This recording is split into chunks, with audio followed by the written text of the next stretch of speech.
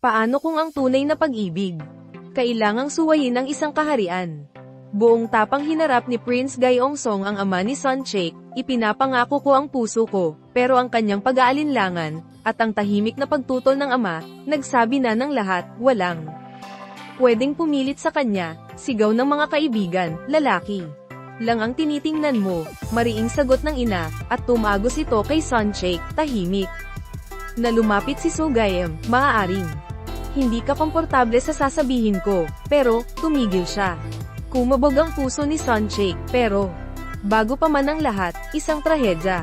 Nagkasakit si Son Chaek ng salot, kinulong, nanghihina, at, sa gitna ng panganib, si Gyeongsong, nilabag ang batas, tumakbo sa kanya, mamamatay.